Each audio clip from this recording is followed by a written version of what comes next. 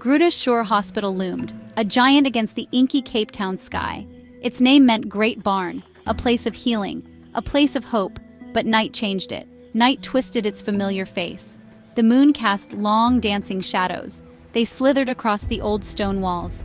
Like ancient, hungry things, they whispered of pain and of secrets. Secrets kept for far too long, waiting in the dark, waiting to be found. The grand facade, usually a symbol of medical progress, felt different. It felt cold, almost malevolent. Windows, dark and empty, stared out, like vacant eyes, eyes that had seen too much suffering, too much death. The wind, a salty breath from the nearby Atlantic, eddied around corners. It carried faint, unsettling sounds, not just the city's hum, something else, something from within the hospital's heart, a chilling, faint sigh. Inside, the usual hospital sounds echoed, the rhythmic beep of monitors, the squeak of trolley wheels on linoleum, a distant hacking cough.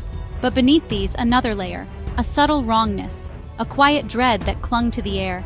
Staff moved with a hushed urgency, their faces pale in the fluorescent glare. They knew the stories, they felt the weight of all those years, all those lives. This hospital was old, steeped in history. The first heart transplant happened here, a beacon of medical marvel. But history has many faces, some bright, some dark.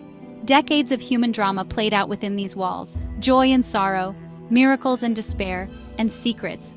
Oh, the secrets an old hospital could keep, buried deep, festering, waiting for the night, or for someone brave enough, or foolish enough, to look. Ward 17B. The name was a ghost, a chilling whisper on the tongues of older staff. Few spoke of it.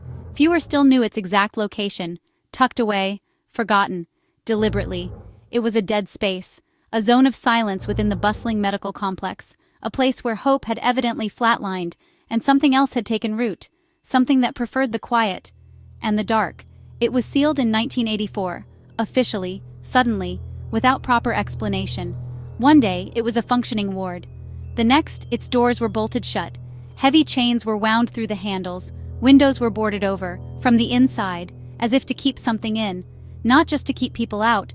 The official records were sparse, vague, contradictory. Structural concerns, one note said. Administrative reallocation, another mumbled. Lies, everyone knew they were lies. Rumors spread like a virus through the hospital. Wild tales, contagion, some whispered. A new, incurable disease, one that drove its victims mad before it killed them. Others spoke of a patient, or a doctor, who had snapped, unleashing unspeakable violence. Madness was a popular theory. It was easier to accept than the other, darker whispers. Whispers of experiments gone wrong, of things that should never have been disturbed. So, Ward 17B remained, a sealed tumor within the hospital's body, ignored, but never truly forgotten. Its presence was a constant, dull ache, a reminder of a past Groote Schuur wanted to erase. But the past rarely stays buried, especially when it's locked behind a door. It waits, it festers, it grows stronger in the silence, and sometimes if you listened closely on a quiet night, you could almost hear it breathing. Detective Siya Ndlovu arrived. She was a storm in human form, sharp eyes, a mind like a steel trap. She carried an aura of grim determination, and a sadness, a deep old sadness that never quite left her gaze. This new case at Groote Schuur was more than just another file. It was a dark pull, a chilling echo from her own fractured past, a past that was inextricably linked to this very hospital. Its corridors held more than just medical history for her. Groote Schuur was where her life had split in two. Years ago, her twin sister Amara had vanished from here, without a trace. Amara, her other half, her mirror image, gone. Amara had been a nurse, dedicated, kind. She worked the night shifts, the long, quiet hours where the hospital showed its truest, most vulnerable face. Then one morning she simply wasn't there, her locker untouched, her car still in the lot. She had dissolved into the hospital's shadows. The investigation back then had been fruitless. Cold trails, whispers, dead ends. Siya had been younger, devastated, powerless. The hospital, a place of healing, became a place of haunting for her, a constant, painful reminder of her loss, of Amara's bright smile, her infectious laugh, now extinguished, or so it seemed. The not knowing was a special kind of torture, a wound that never truly healed, just scabbed over, waiting to be torn open again. Now, these new deaths, this new mystery, it felt personal, deeply personal. Siya walked these familiar, dreaded halls again, not as a grieving sister, but as an officer of the law. Yet the ghost of Amara walked with her, a silent partner in this grim dance. Each sterile corridor, each hushed room, it all screamed Amara's name. Siya had to find answers for these new victims, and maybe, just maybe, for her long-lost sister too. The hospital owed her that. Section 4. The unspeakable horrors emerge. The new deaths were baffling and terrifying. Patients found in their beds, not peacefully gone, but frozen, eyes wide, staring at some unseen horror, mouths stretched open, in a silent, eternal scream. No struggle, no apparent cause of death.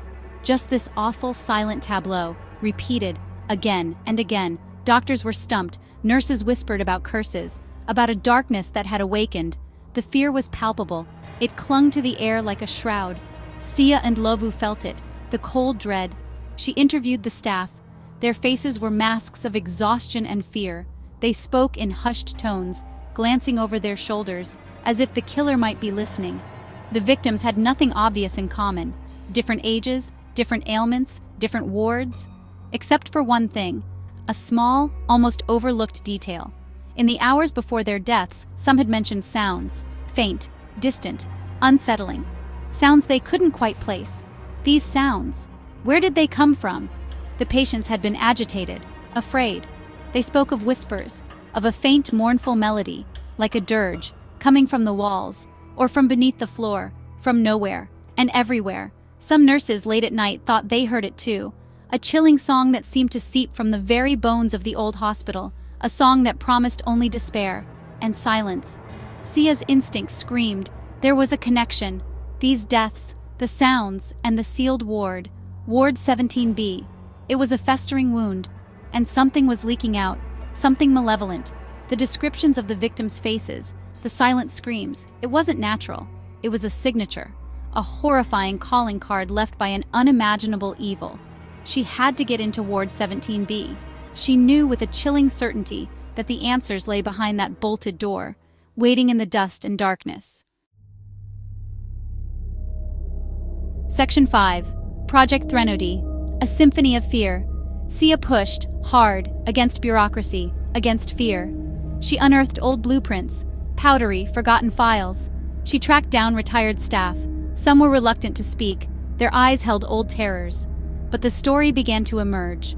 Piece by painstaking piece, a hidden history, a dark chapter the hospital had tried to bury. But secrets, like bodies, have a way of resurfacing, especially when disturbed by fresh horrors. She found a name, a code word, Project Threnody, Project Threnody. The name itself was a chilling omen. A threnody is a song of lamentation, a dirge for the dead. What kind of project bore such a name? The files were heavily redacted, sanitized, but fragments remained, enough to paint a horrifying picture. Experiments, unsanctioned, unethical, conducted in the deepest secrecy. Within the isolated confines of Ward 17B, they weren't trying to heal. They were trying to harness something from the very edge of life and death. The project focused on the moment of passing, the transition. They believed something was released, an energy, a psychic echo. They tried to capture it, to study it, perhaps even to control it. The methods were barbaric. The patients, unwitting subjects, the silent screams found on the recent victims. They weren't just fear. They were a symptom, a residue of what had been unleashed, of what had been cultivated in that terrible place. Ward 17B was its laboratory. Ward 17B wasn't just a sealed ward, it was a tomb, a containment. The sealing in 1984 wasn't for structural reasons. It was an act of desperation, an attempt to cap a well of horrors they could no longer control. But the threnody had not ended. It had merely been muted, waiting. And now, somehow, its dreadful song was seeping out again. Siya finally understood. Amara. Her sister had been a nurse there. Had she stumbled upon threnody? Had she become part of its silent, mournful chorus? The investigation had just begun. The true horror was only starting to reveal its face.